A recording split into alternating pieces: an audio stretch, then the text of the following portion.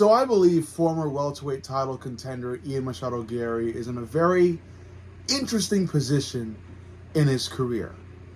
He kind of grew his name in the UFC, from successful fights. A little bit of hype was mixed in, but what really sent his name towards the heights of frequency in MMA circles, or frequency in the mentioning of his name in MMA circles. What led him to that, the highest amounts of that, was the drama he creates. The main reason why Ian Garry is, despite being pretty noteworthy, also pretty unlikable. He's easily unlikable to many people. Maybe not myself, but it's easy to dislike him, primarily because of the drama he creates. It first started off with the people he had around him, his wife, her former partner being his trainer, and that whole circle. Then it bled into Ian's relation with Leon Edwards' gym that led to Ian being kicked out of said gym. Then Ian would move to shoot the box and train with UFC legend Charles Oliveira, but somehow now there's drama with his brother, and there's also drama between Ian and another up-and-coming fighter, one that I forget his name, but it's pretty prominent. Look up Ian Garry and drama on Twitter, and you'll see all about it. Ian Garry is a drama magnet, and that's what leads to his his inclination to be unliked. Really, it's really what it is. Fans easily dislike him because of the drama he creates, and he's in an interesting position in his career because he has just lost to Islam Makhachev, pretty much doing the same thing he's always kind of done. Adopting the same style he has, which is this annoying sense of appreciation, maybe almost an obnoxious sense of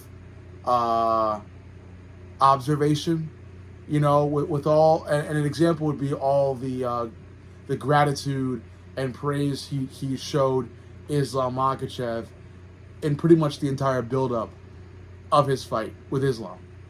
Since the fight was announced, Ian had pretty much nothing but good things to say about Islam, his team, and I get it. Islam is pretty much just about one of the greatest fighters that have ever stepped into a UFC octagon, so it's pretty easy to give him praise.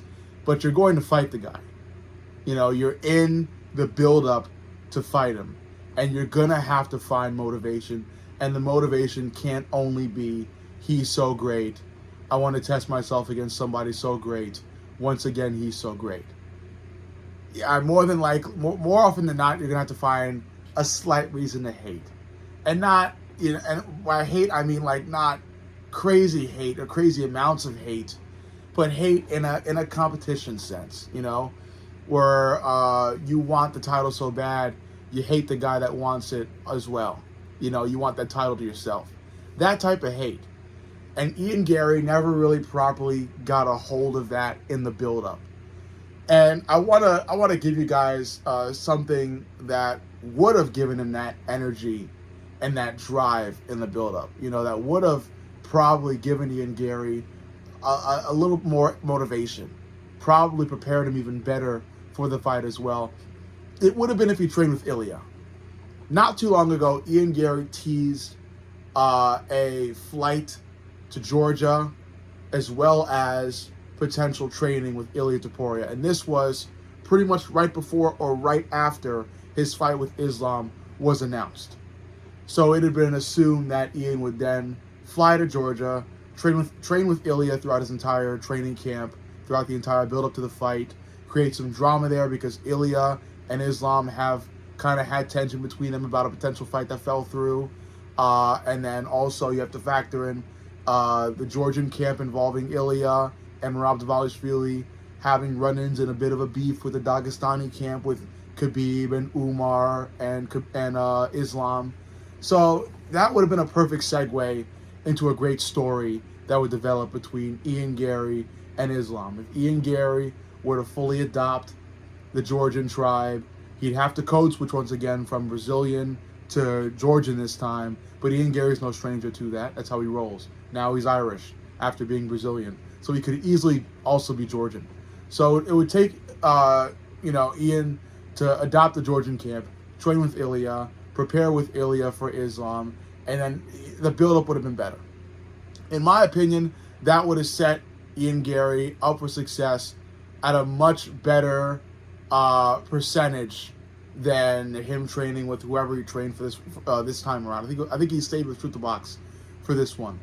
But yeah, the only issue is, I can't blame Ian Garry for not doing it though, because Ilya wasn't able to help him. Ilya had I think halfway through the build-up for the Islam Ian Garry fight, or maybe towards the end, but UFC Freedom 250 came around at some time during the build-up for the Islam Ian fight, and as you know, Ilya fought in the main event of UFC Freedom 250 and got destroyed by Justin Gaethje, and not just knocked out, but broken after round, forcing Ilya and his team to quit in the corner, and that blatantly shows that Ilya was broken down in that fight, which is kind of one of the worst ways, if not the worst way, to lose in a fight.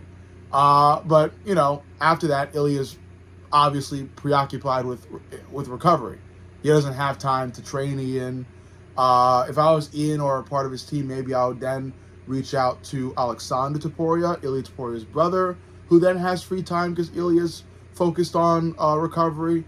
So there still was a chance or an opportunity to get something done with Team Ilya during the build-up, but I think Ian kind of just, he saw what Ilya went through, and he decided to just leave Team Ilya alone, let them recover, let them rebuild, and I guess stay with Truth the Box, which served to be detrimental, in my observation.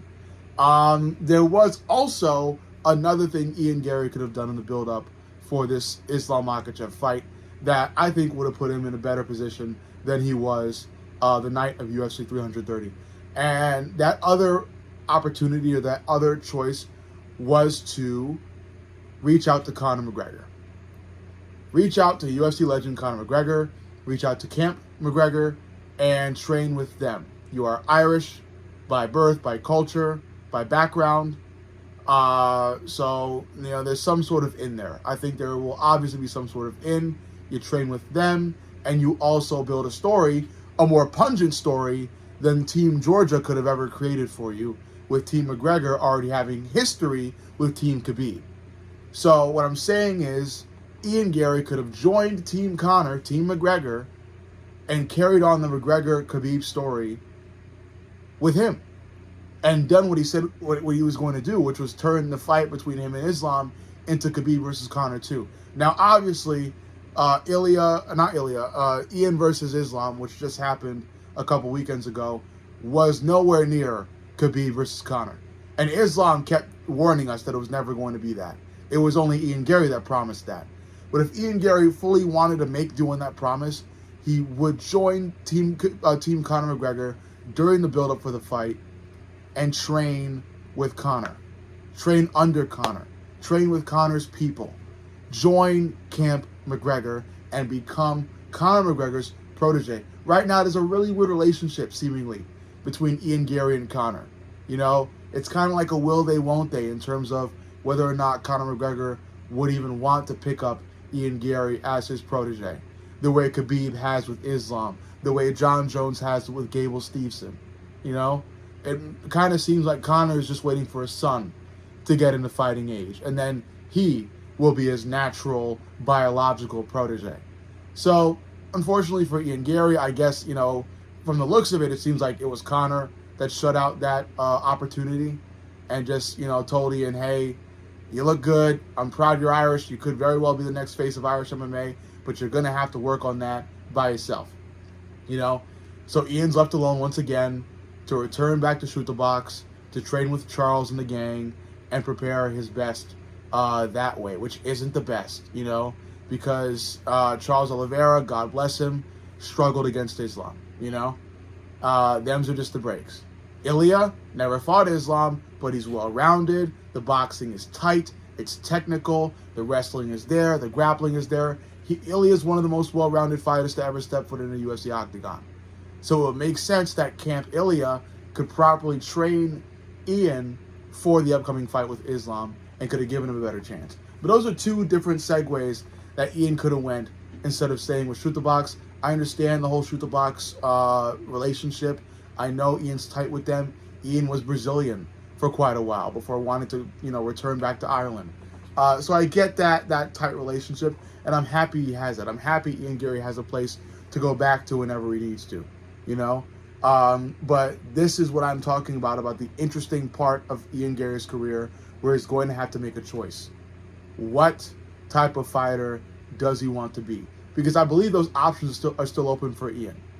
After losing to Islam Makhachev a couple weekends ago, he could still go to Camp McGregor if he keeps banging on the door. I think Conor could fold at some point. He could go to Team Ilya, take that flight to Georgia, and learn under Ilya and Alexander.